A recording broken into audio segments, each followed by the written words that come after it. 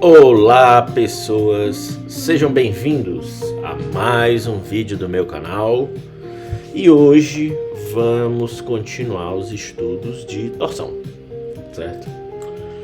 Mas antes de começar tudo, meu nome é Anderson, eu sou engenheiro mecânico formado pela Federal do Ceará. Vim para a Itália fazer um mestrado em engenharia automotiva. Achei que fosse conseguir um emprego. Fui muito ambicioso e não consegui nada. Mas consegui. Porra, é essa aqui, meu irmão.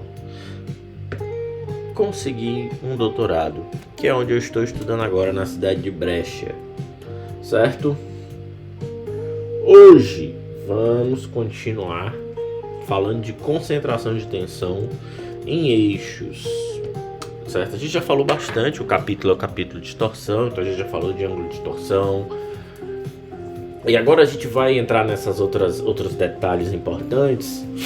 E o capítulo do Hibbeler, ele sempre vai relacionar isso com a parte de torção, né? Com torque, né? E ângulo de torção. Então ele vai sempre relacionar isso, e a parte de concentração de tensão é o que a gente vai ver agora. Certo? Nós paramos aqui no vídeo passado, né? Onde vimos aqui exemplos de concentração de tensão. Certo? E sempre que se analisa concentração de tensão, a gente acha que a gente tem que olhar o material inteiro, o componente inteiro. Certo? Não. Existem pontos críticos que é importante, que o engenheiro precisa só de olho. Ele bate o olho e ele já sabe que é ali o problema. O problema, assim, antes do problema acontecer, ele sabe que ali é o ponto crítico, né? Então, como a gente viu aqui, que eu desenhei no vídeo passado, então percebe-se que não é tão necessário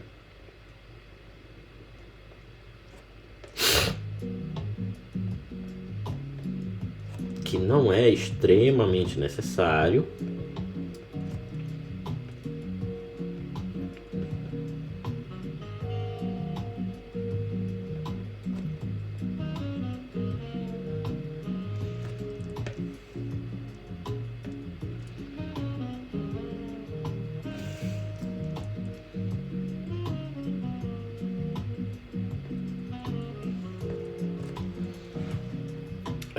uma análise completa, certo?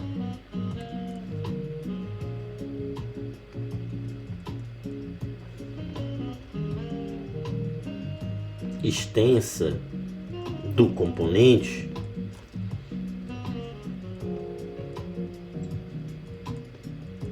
para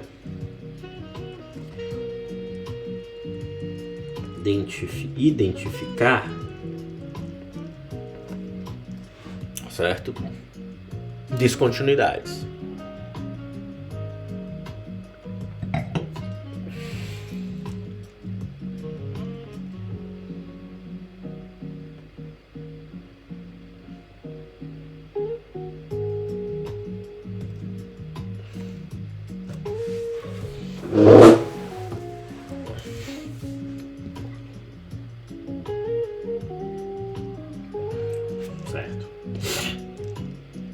Uma vez identificada a descontinuidade, como é que a gente faz para contabilizá-la?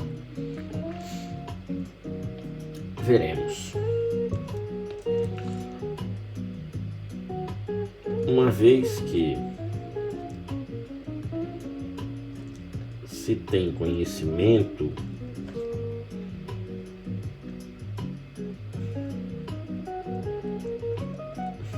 das descontinuidades,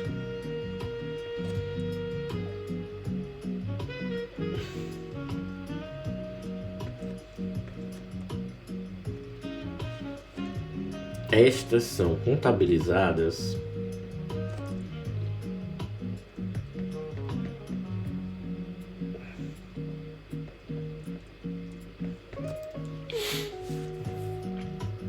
no cálculo de tensão de cisalhamento máximo no cálculo da máxima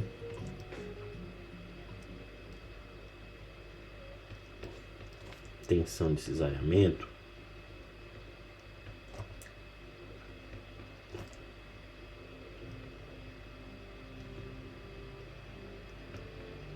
através de um coeficiente, um fator.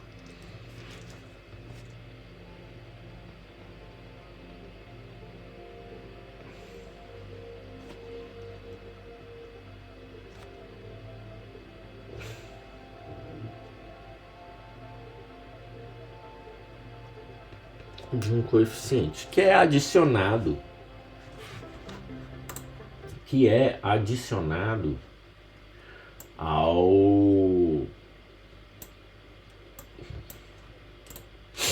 a fórmula do estresse, certo? Que é adicionada à fórmula do estresse. Trata-se do fator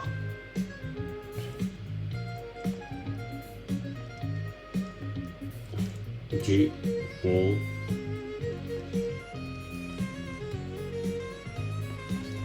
concentração de tensão,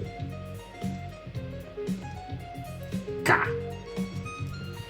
Geralmente é dado pela letra K. Nesse caso, é um fator de concentração de tensão para torção, certo? Eu pretendo fazer vídeos de projetos de máquinas e a gente vai ver que existem fatores, geralmente eles são dados por KF ou por KS, né? Mas aqui o Ribe ele chama só de K.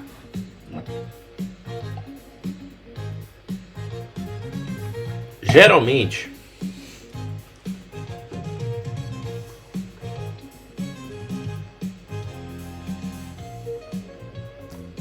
o valor de K, o valor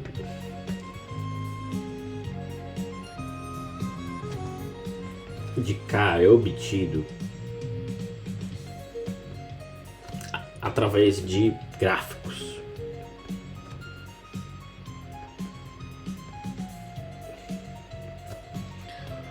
De gráficos com curvas.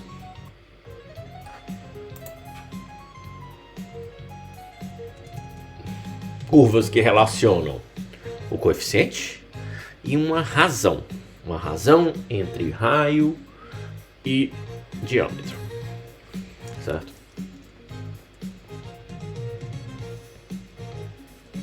De gráficos que correlacionam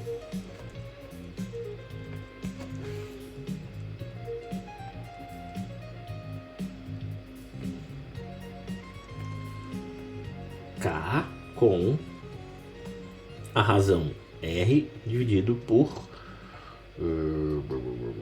D. As curvas. Tá, vamos primeiro desenhar o gráfico. Certo? Então, geralmente o gráfico ele é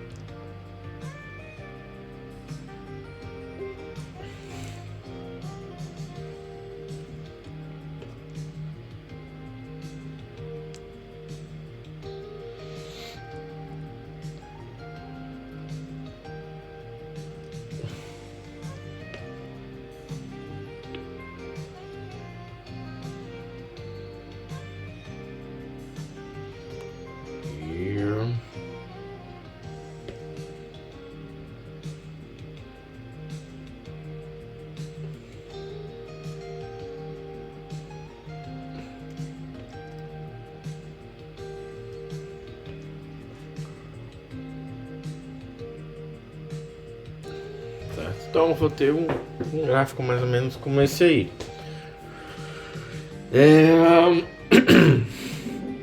Certo? Então num eixo eu vou ter aqui K, onde aqui mais ou menos é dado por 2, aqui é cerca de 1,9, aqui vai ser cerca de 1,5 e aqui embaixo é 1, certo? Ao outro eixo eu vou ter a razão R por D, certo? E essa razão neste gráfico, depende do gráfico também, certo? Mas é um exemplo. Ela aqui vai de 0 até 0,3. Que é isso, Neandertal? Deixa de ser burro, mano. 0,3 e temos aqui no meio 0,15. Não é muito preciso, mas é compreensível, certo? Importante, temos várias curvas aqui. O que essas curvas representam? Essas curvas representam isolinhas. O que são isolinhas? Linhas em que um desses coeficientes é constante, mas não é nenhum desses que estão aqui. Na verdade, essas linhas representam a razão entre dois diâmetros. A razão em que Dzinho é igual a 2, aqui é igual a 1,11. Dzinho aqui é igual a 1,25. Aqui Dzinho dividido por Dzinho é igual a 1,67 e aqui Dzinho é igual a 2,0 e finalmente Dzinho para a última curva é igual a 2,5. Beleza, então eu tenho essas linhas, eu vou ter as minhas condições e vou plotar um ponto e vou descobrir qual é o meu K. Só que, como vocês viram, eu não expliquei o que é R, o que é D, o que é Dzão, o que é Dzinho. Vou explicar agora. Essa curva é para o caso em que eu tenho um eixo, uma diferença de diâmetro, uma variação de diâmetro, certo? Tá aqui o eixo, uma variação de diâmetro. Este eixo está exposto com torque T. Este eixo ele também tem um diâmetro dado por D maiúsculo e D minúsculo. E na variação de diâmetro, né, eu tenho um filete, certo? Que é dado por um raiozinho R. Então, a razão de R desse raio pelo diâmetro, que não é Dzão, aqui é Dzinho, Neandertal, burro, certo? Então, eu vou relacionar K com variações de geometria do material, certo? E aí, como a gente sabe qual é o material, basta ver qual é o R do filete, realmente é 0,05. O diâmetro do eixo, diâmetro menor, beleza, eu tenho um diâmetro maior, então sei qual é a curva que eu estou, né? E aí eu encontro o meu K.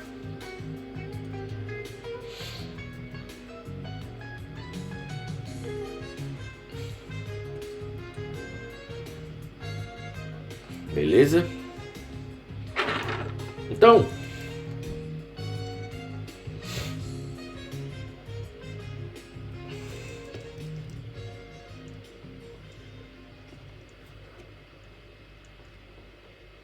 observa-se que a concentração de tensão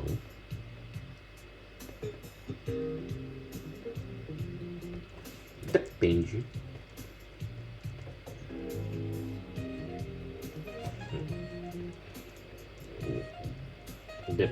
da geometria do material.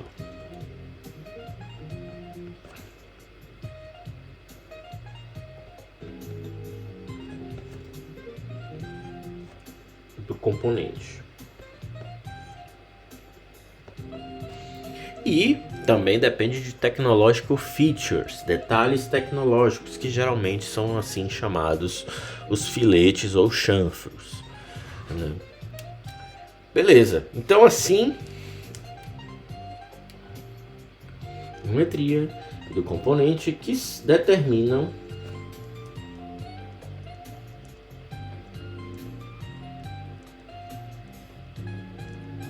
as razões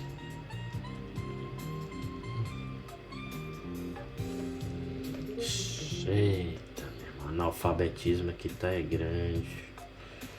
As razões geométricas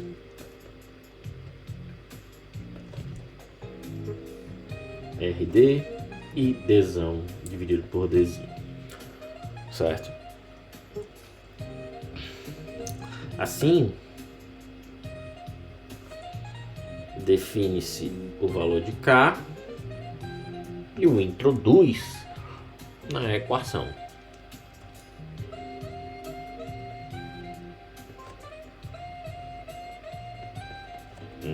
E o introduz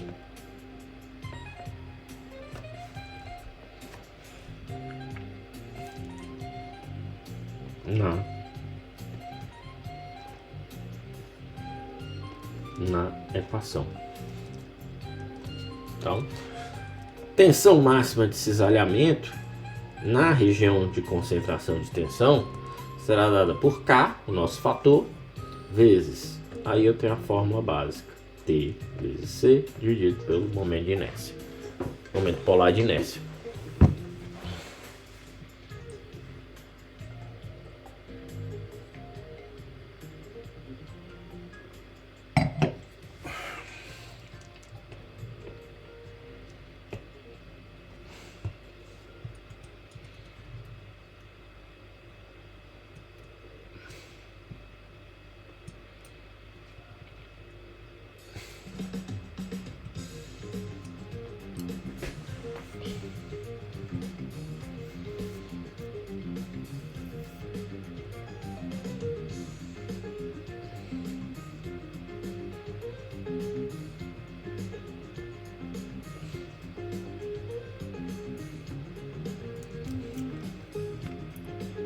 Certo. Então, podemos observar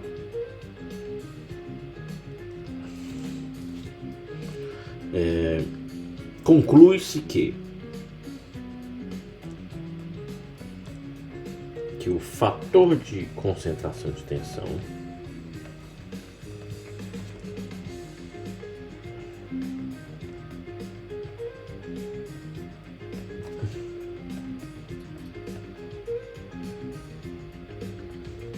diminui, como a gente pode ver pelas curvas, diminui quando a razão, né, aumenta. A razão R, raio do filete, dividido pelo diâmetro menor. O que isso significa?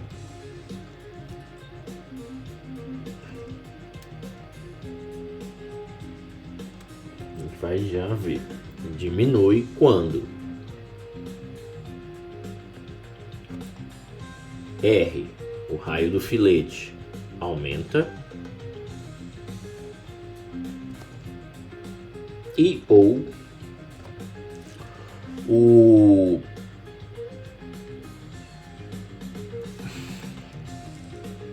diâmetro maior, né, D diminui. Então vou ter aí, certo? Ou seja, eu vou aumentar o meu filete, eu vou estar ali meio que reduzindo a variação súbita de diâmetro. Se eu só reduzo o diâmetro, eu vou estar também reduzindo o K, mas trabalhando em uma outra curva, né? Então, no fim das contas, tal máximo vai cair. Dessa forma,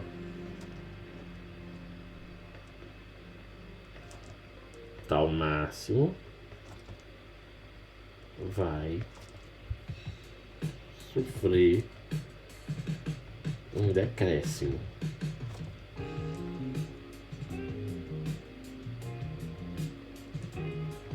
Essas são as formas de você reduzir concentração de tensão, né? Então você reduz a variação de diâmetro no eixo, importante, ou usa filetes maiores, com raios maiores.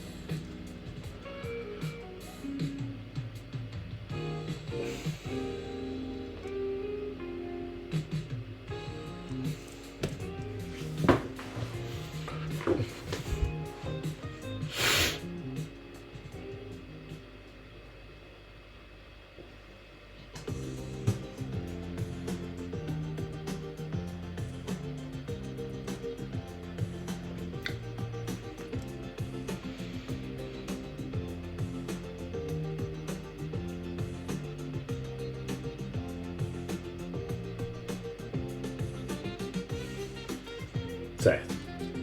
E quando que a gente aplica isso? Bom, as principais aplicações da técnica de concentração de tensão, aliás, são inúmeras, mas geralmente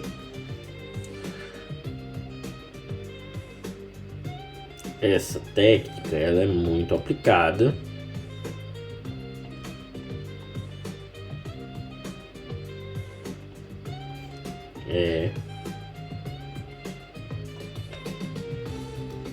comumente aplicada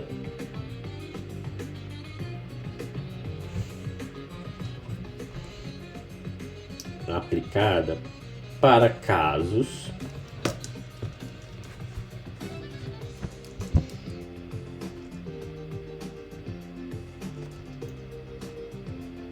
de materiais frágeis,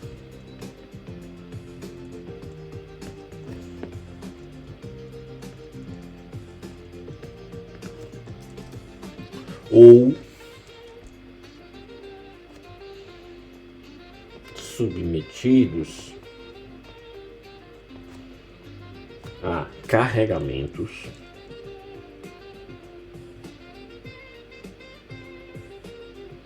certo? De fadiga ou torção cíclica. Ou seja, fadiga, porque eu vou ter ali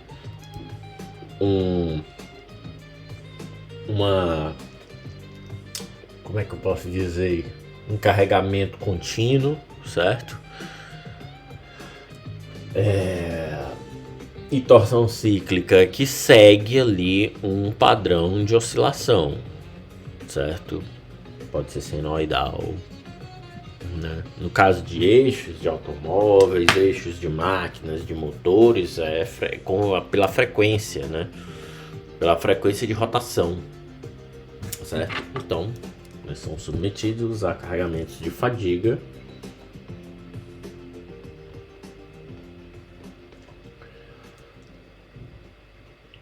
ou de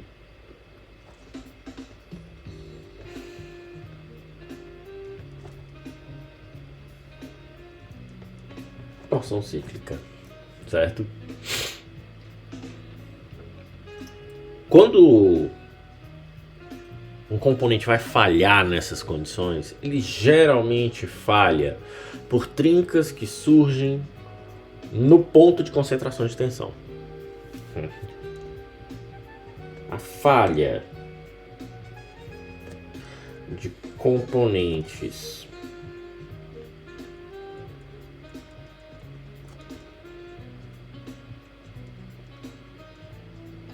submetidos a essas condições de operação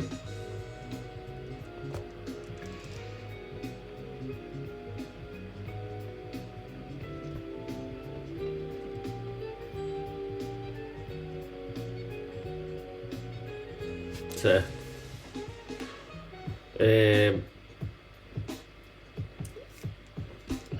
Fatalmente ocorre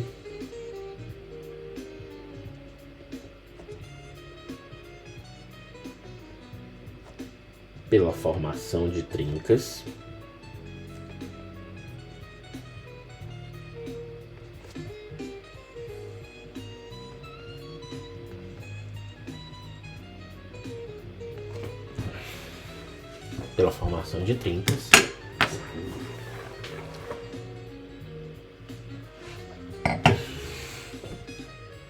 na região da concentração de tensão.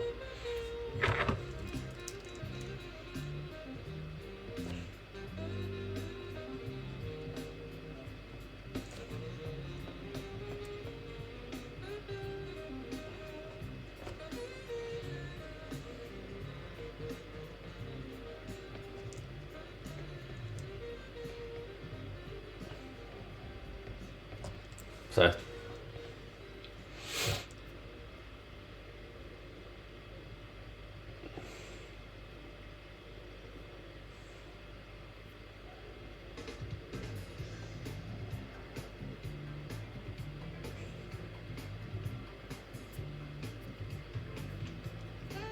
Um caso que extrapola isso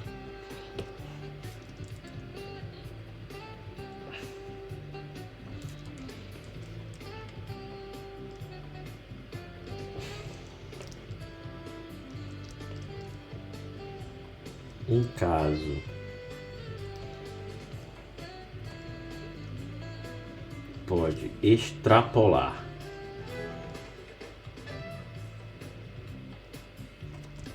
essas definições acima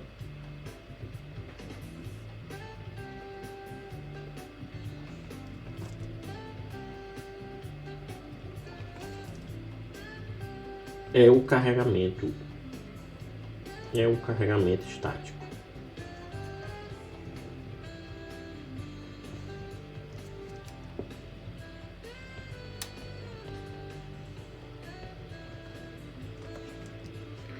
Quando meu céu, o que eu tava escrevendo aqui? Quando a carga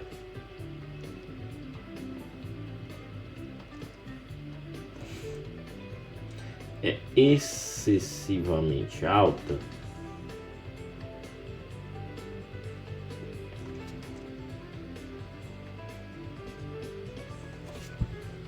certo?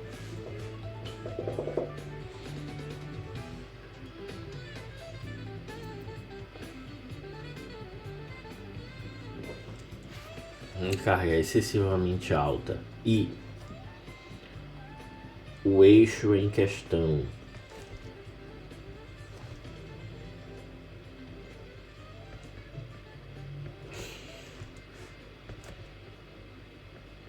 é fabricado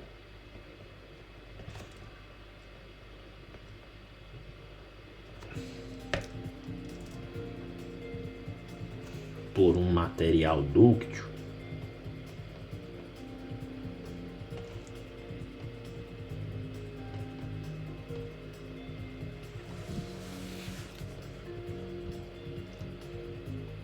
deformações elásticas,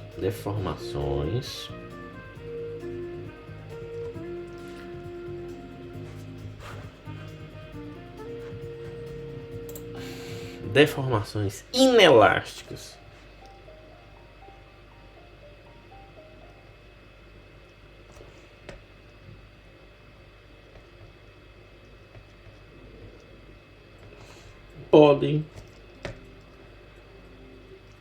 Podem ocorrer.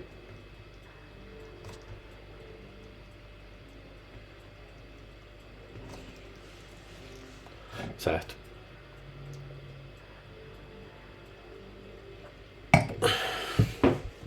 O material escoa, certo?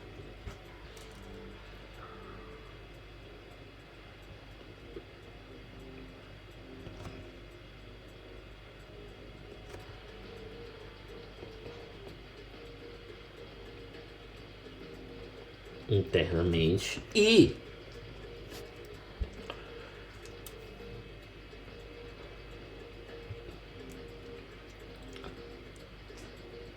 gerando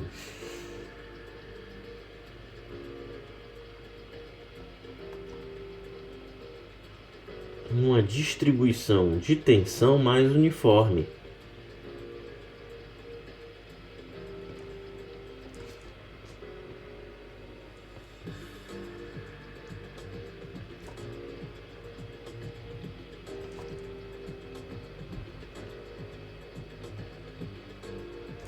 Certo? Gerando uma distribuição de tensão mais uniforme. Consequentemente, a tensão máxima de cisalhamento, né, ela já não vai ter ali, ela já não vai depender tanto do K, né? Consequentemente, o tal max vai perder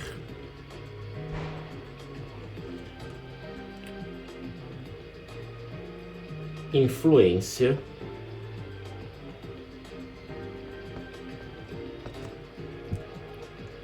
da concentração de tensão K, certo? Já não vai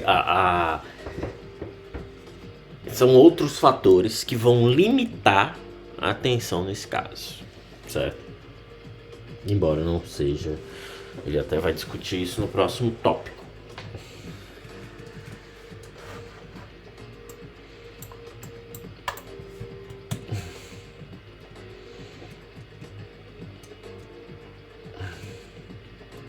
Que é, certo? Essa é a chamada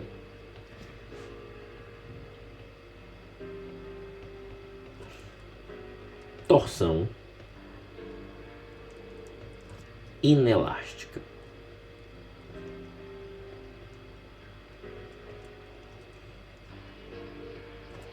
E é o tópico que iniciaremos. 5.9 torção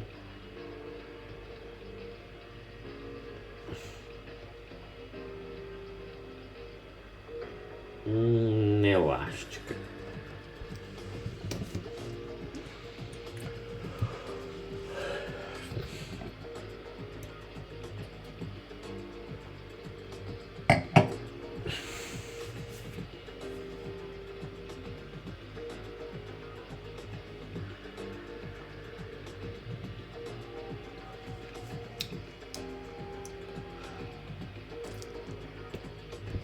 Neste caso, né, o que é que se difere aqui? Anteriormente se falava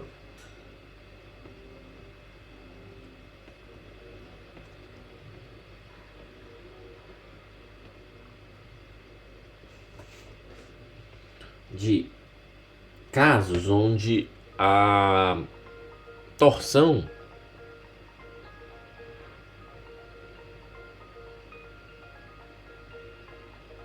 não, se falava de casos onde o material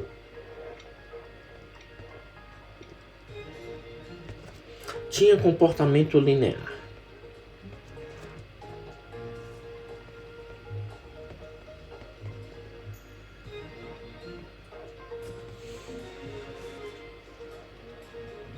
comportamento linear em resposta ao torque aplicado.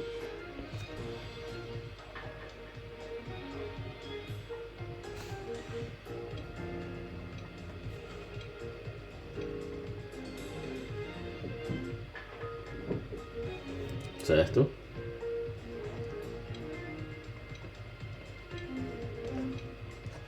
Mas e se não for? Certo? E se for um torque cavalo power? Né?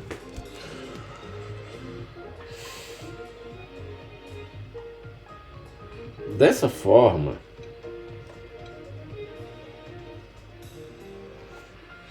um torque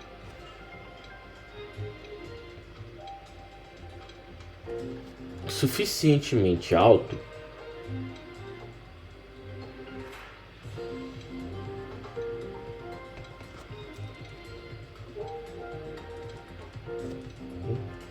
pode fazer o material escoar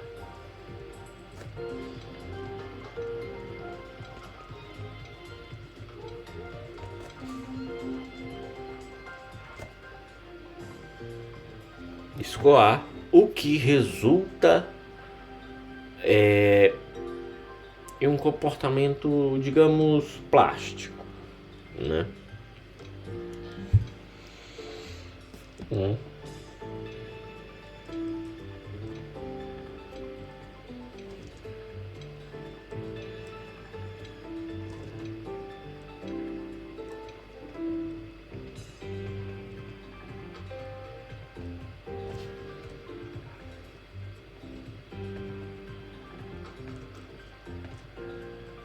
Ok.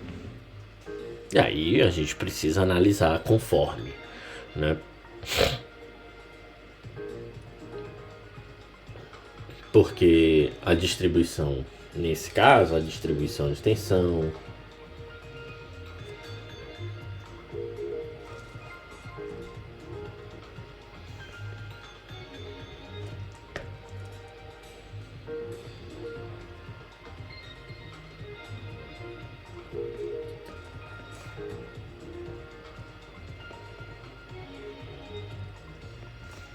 será diferente.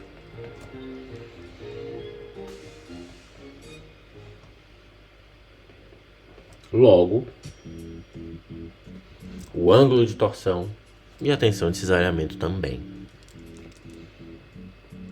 Certo?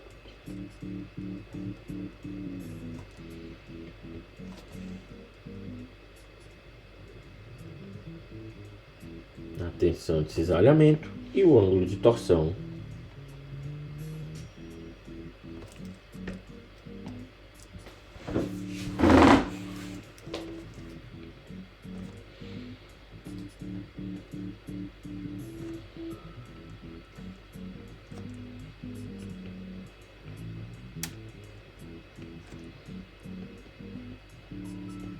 também variam, certo? Beleza. Então, o procedimento agora é outro.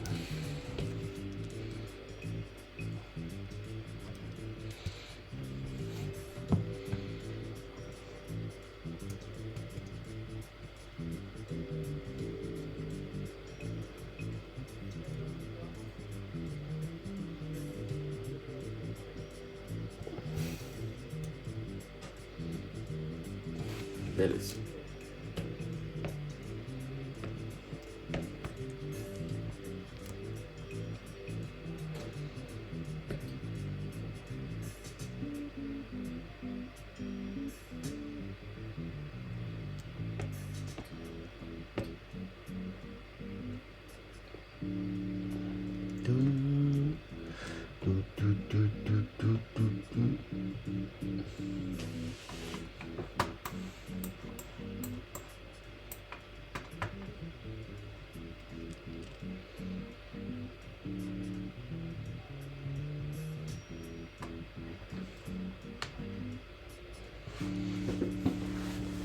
Vamos aqui o nosso eixo. Certo? O centro Espero que esteja no centro. Só um pouquinho mais para cá. Me parece no centro. Certo? Então,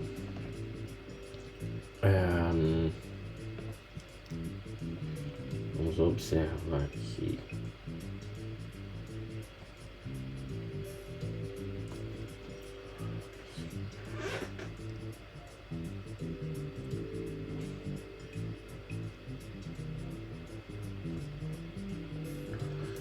Aqui vamos ter um valor dado por gama máximo, certo? E esse caso, temos aqui distribuição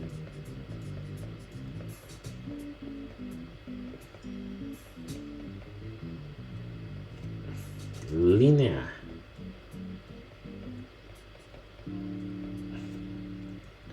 Da deformação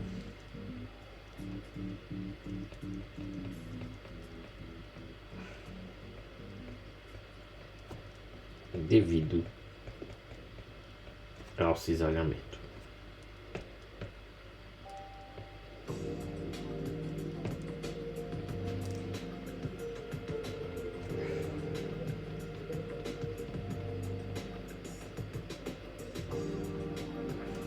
Certo. Então, as tensões, como a gente viu antes, se deformam ou se desenvolvem linearmente de zero no centro do eixo e vão crescendo até a borda, que o máximo é obtido na superfície, no contorno do eixo, né?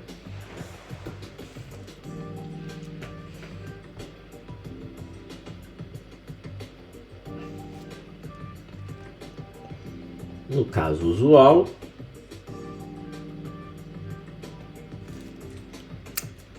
né?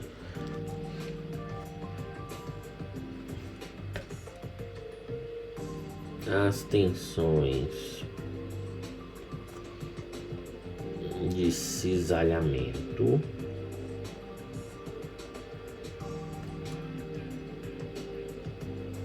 se desenvolvem a partir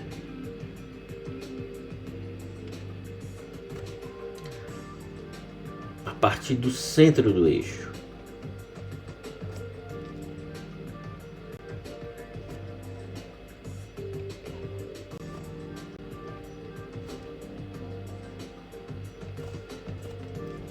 De forma crescente, obtém-se o máximo no... De forma crescente,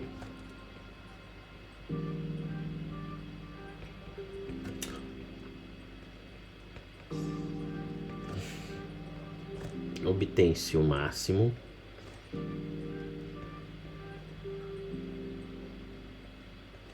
na borda do eixo.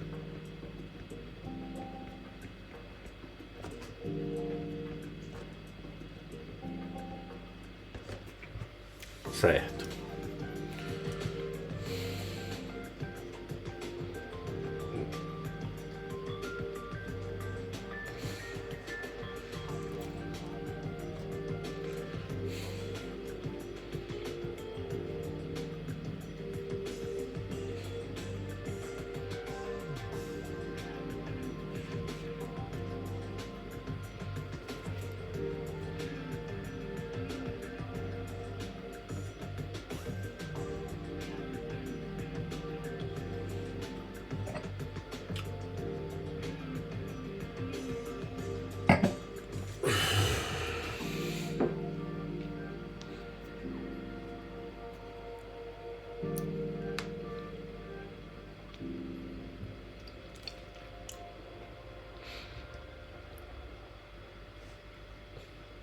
Beleza.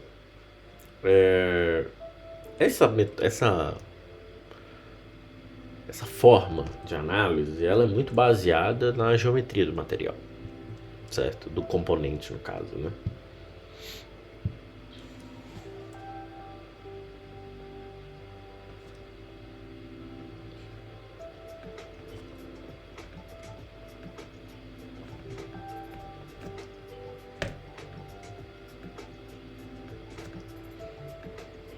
é baseada majoritariamente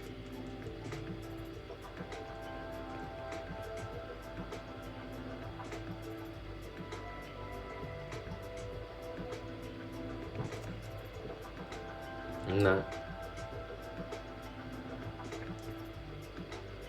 geometria do material, do componente, do eixo.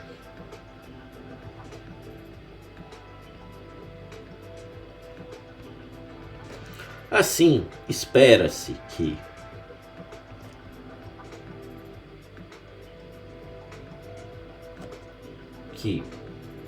o torque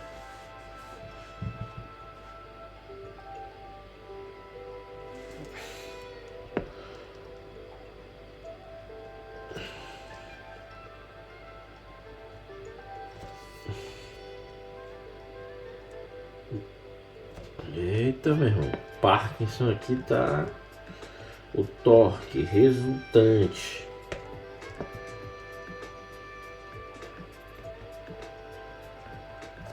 certo? Espera-se que o torque resultante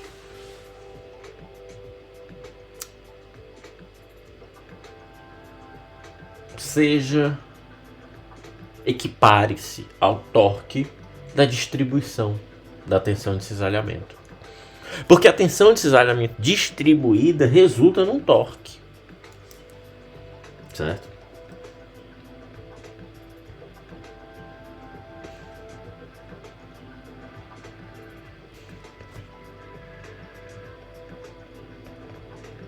Ao torque devido à distribuição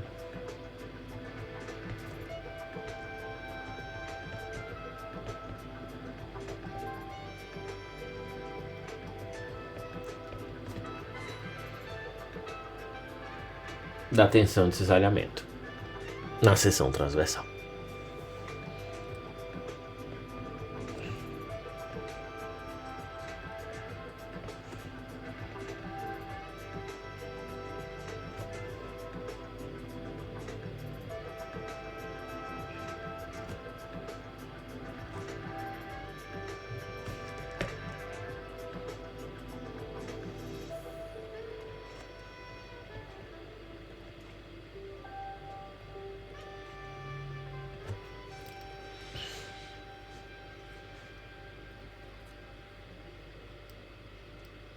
Então, podemos escrever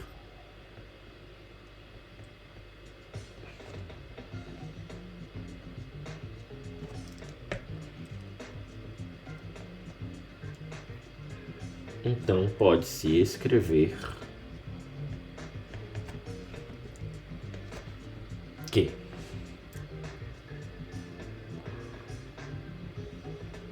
DF, certo? Que a gente já sabe é tal DA. A gente já sabe disso. A gente viu nos outros vídeos. Se você esqueceu, fique tranquilo, que eu também já esqueci. Certo?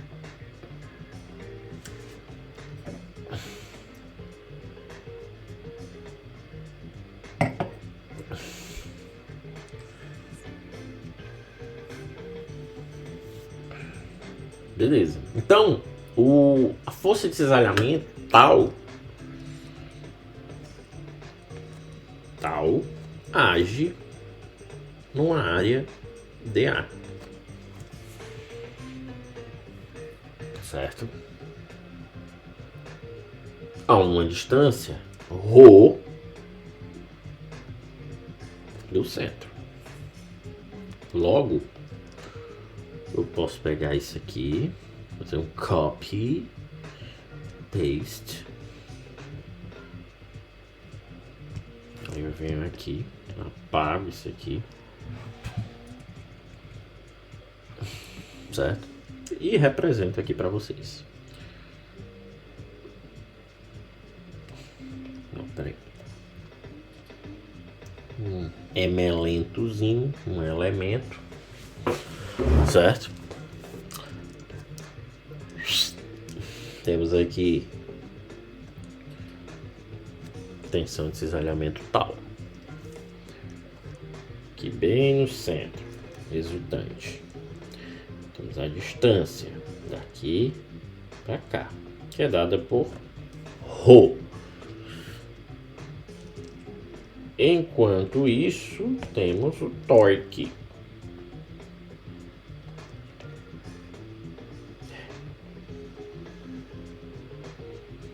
T.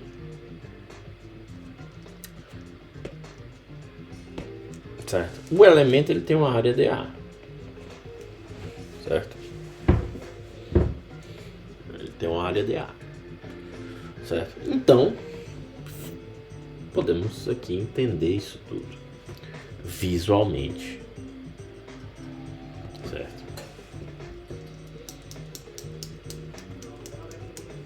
Então, vamos calcular o torque. O torque. Qual é o torque? Se é um elemento infinitesimal, eu vou ter dt, que é igual ao que a ρ vezes a força dF aplicada ali. O meu dF será ρ, o meu dF é quanto? Tal dA. Certo? Então, integro dos dois lados, eu vou ter que T é igual a uma integral de ρ tal dA. Certo? Tranquilo. Tranquilo. Ok. Mas, vamos dizer, este aqui, que vamos botar esse Azinho aqui pra cima. Tá aqui dA, certo? Isso aqui eu vou ter um anel.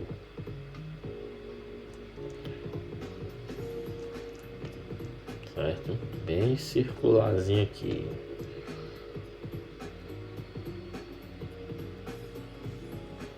Parkinson 0. Certo? Eu vou ter um anel. O que esse anel diz? É um anel diferencial, gente. Certo? Um anel diferencial. Agora o meu elemento vai ser o anel.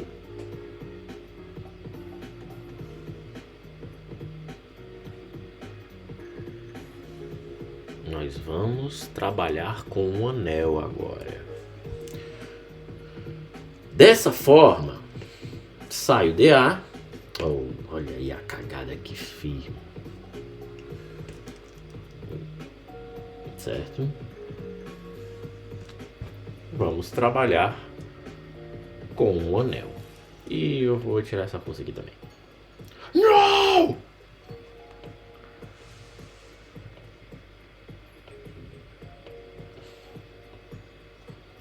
Isto é uma merda.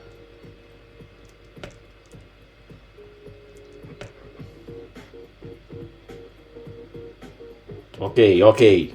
Tá bom. Deixa assim mesmo. Beleza. Fecha o anel. Pronto. Certo?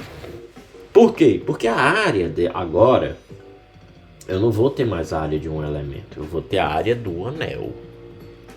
E a área do anel é dA 2π ρ dρ. Por quê? Porque o anel ele vai variar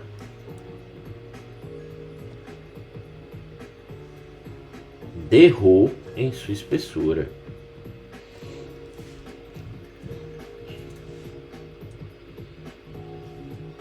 Aí eu vou ter que atualizar o meu torque.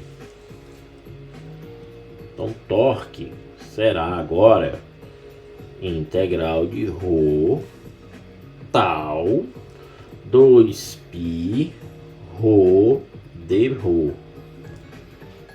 Logo sai tal, sai Não, tal fica. Que saia 2π. Sai, fala. 2π vaza. Vai ficar tal. Rho ao quadrado de Rho. Certo?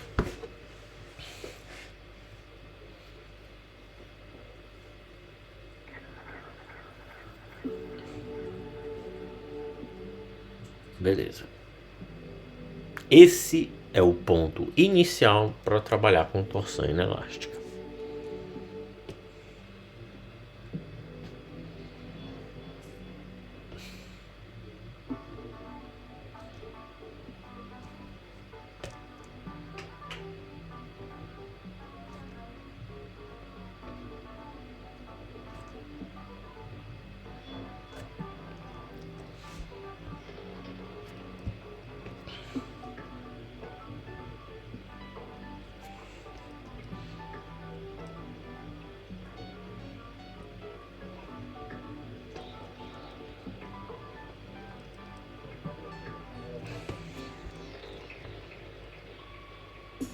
A equação acima é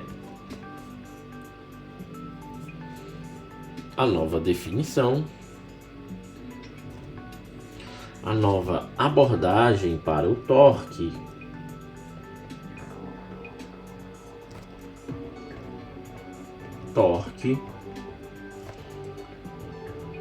em casos de torção inelástica.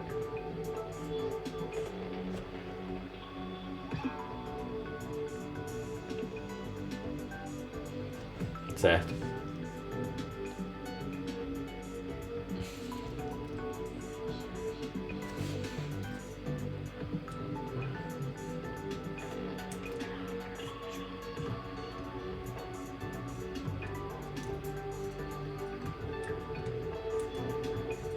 Um, dois, três, quatro.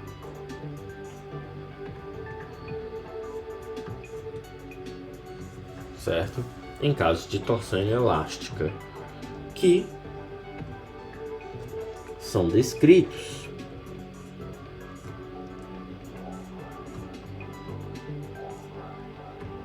por 4 variações de torque.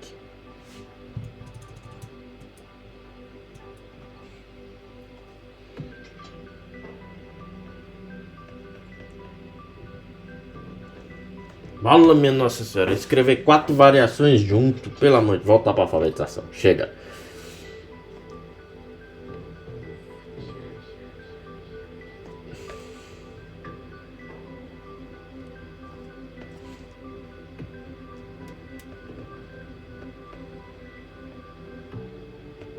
De torque. E estas são torque elástico máximo,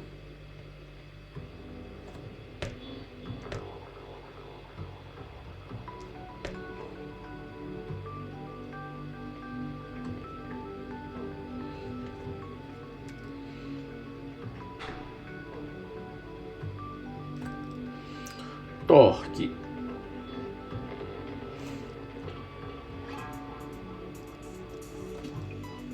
elástico plástico,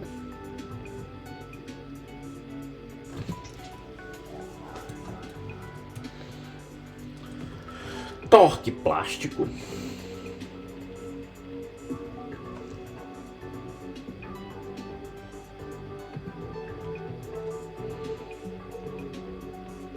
e torque máximo.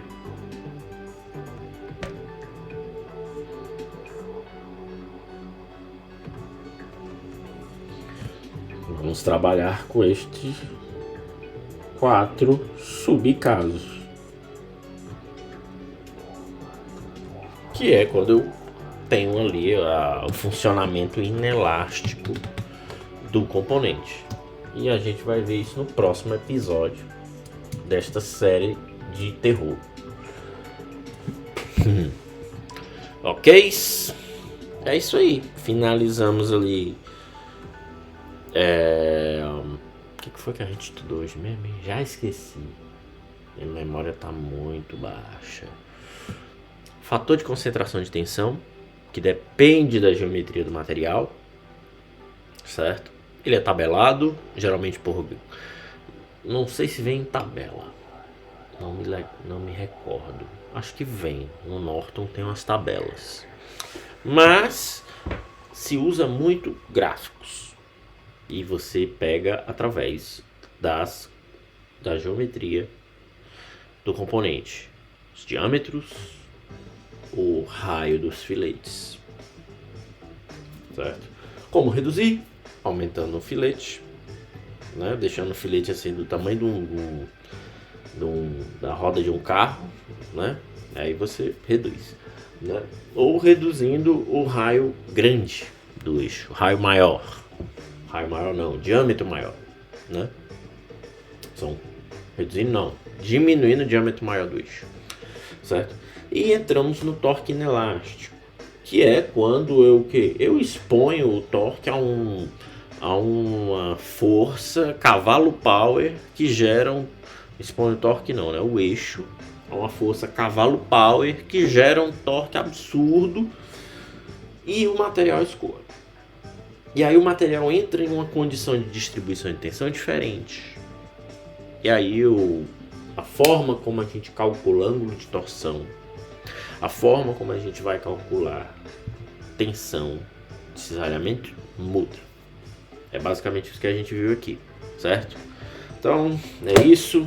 Acabou-se, vazem daqui, sumam da minha frente, vão estudar vagabundos e nos vemos no próximo vídeo para esta sessão de sofrimento. Até lá.